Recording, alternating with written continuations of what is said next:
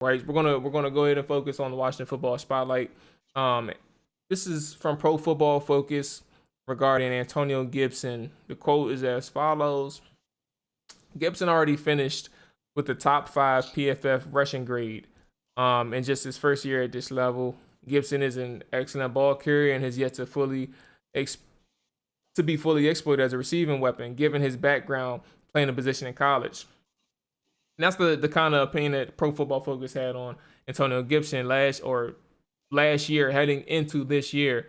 The question for you all, again, this is open floor, so anyone who wants to take the stab at it first can. Excluding Chase Young and the defensive line, is there any player on the team who has potential to be in the top five of their position group this year? Um, and I guess we can do skill position. No, you know what? Floor is y'all's. I'm not even going to limit it. Is there anybody on this team who has potential to be top five in their position group this year, excluding the defensive line? I would say Antonio Gibson, but I'm going to move off that. I'm gonna say William Jackson. That's a good one. That's a good one. Why? Yeah. Why do you think William? And that would be really good if we had a top five corner given the situations last year. But why do you think William? I think this is a perfect system for him. I think they have a perfect system in mind of him being able to play a little bit of press bell, get his hands on some receivers, a little physical. I'm excited to see him in the system. Sorry. We got the little one joining us. You know, she's about to talk some Washington football after Manny get done breaking down some William Jackson. But go ahead, say what you're saying, Manny. Yeah, no, I think that I think they have a good scheme for William Jackson where he's going to be able to play a little more press. I think they're going to be able to. I think with this defense with the front line, he's going to be able to attack more balls, be able to just be a little more physical. I think he was already to me a top 10 cornerback with the Bengals. He's just going to have an even greater opportunity with that front four and that back end, the way that what I'm anticipating them playing this upcoming season. Where y'all at, Robbie or Dre? Is there anybody on the team who has the potential to be top five in their position group? I'll say Terry. You know, Terry's getting a lot of respect, but top five would be a huge change in his stat numbers and total national respect as a receiver in this league. So I'll say Terry. You know, he's going to get his deep shots from Fitzpatrick, and what if it's Taylor that's throwing the ball, he's going to take his shots too. He's not afraid to throw it deep. So I think we'll see. You know, I think we're really going to see Terry's numbers skyrocket too, because he's going to get his chances. He's going to get his opportunities to show what kind of player he is, even though, you know, he's done that up to this point. But we've all seen the poor quarterback play that's really kind of held the offense back as well. So whether it's Fitzpatrick or Heineke playing at quarterback, I think we're going to see a great overall season from Terry and then get even more respect for the player, the caliber player that he is. Okay. And Dre, where you at with it? So I like Manny's choice of William Jackson. I would have definitely said him, but I'm gonna go with a bolder choice and say Cam Curl. I think he has the potential to be a top five box safety. He was through the.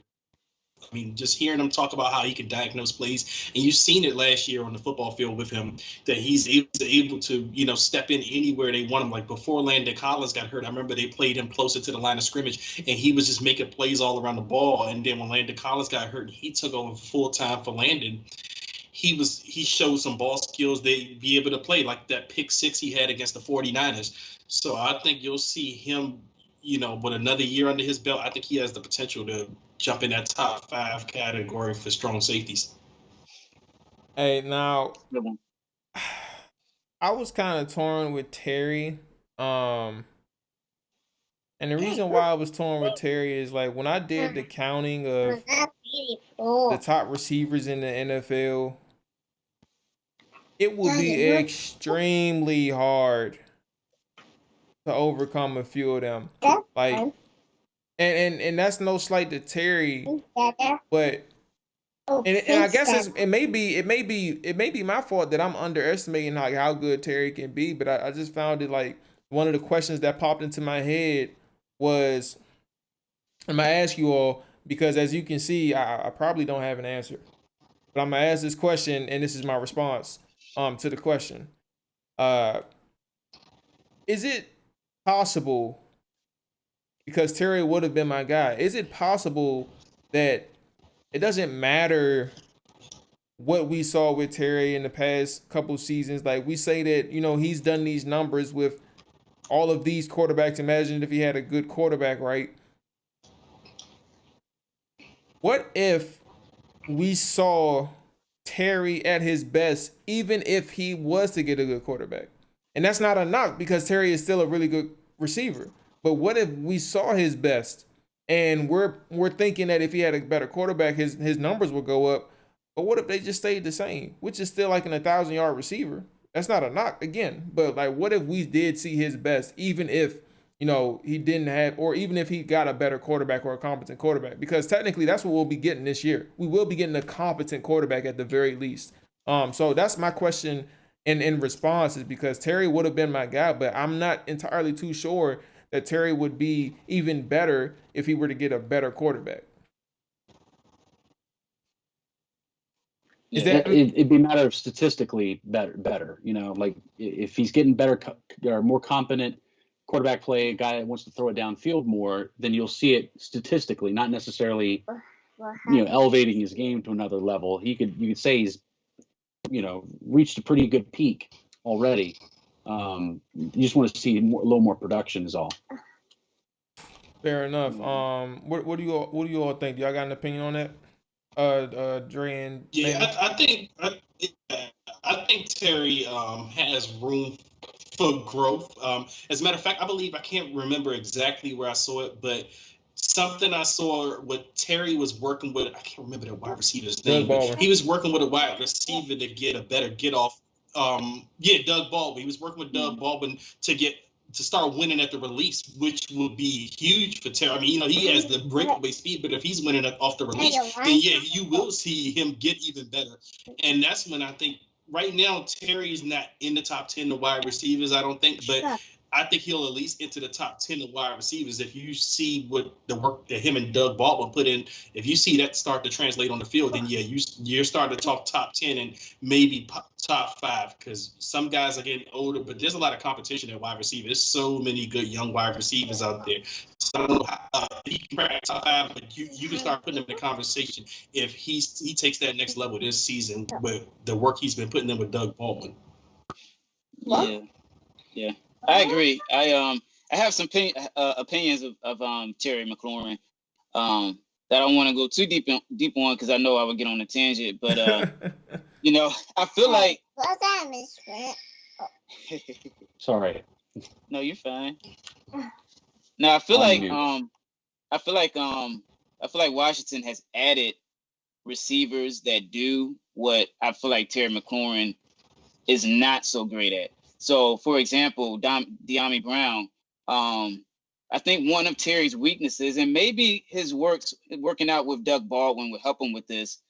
I would lean to it, maybe not, because I feel like, so I'm talking his downfield, like outside the numbers,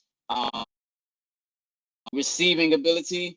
When he's running his routes, I feel like he struggles at stacking corners down the field. And I don't know, it's not a lack of speed. I think it's more of a technique thing. And I don't know exactly what it is that will fix it. But I feel like Dyami Brown is a guy that you don't have to worry about that with. He's going to be a guy that's going to be able to stack cornerbacks down the field and make those plays. And then you have Curtis Samuel, who can do some of the small things that McLaurin could probably do, but he's a little more quicker at it. So I think you have these two ingredients now, which will free Terry up to do what he's best at, which I feel like are running those bang gates and playing, more so in the middle of the field. I think that's what he excels at. And so I guess on the flip side of that, you could say that he could actually step his game up because he's going to be more in his pocket. instead of having to do all these other things that he's not so great at doing. But at the same time, you know, for me to consider somebody a top 5 receiver, you know, I feel like you have to be a dominant X. Like you got to be a dominant guy who can get downfield and, you know, stack defenders and stuff, which I feel like he's not that great at. But at the same time, I think his numbers could go up just because you have guys that are going to kind of, you know, help him out a bit now.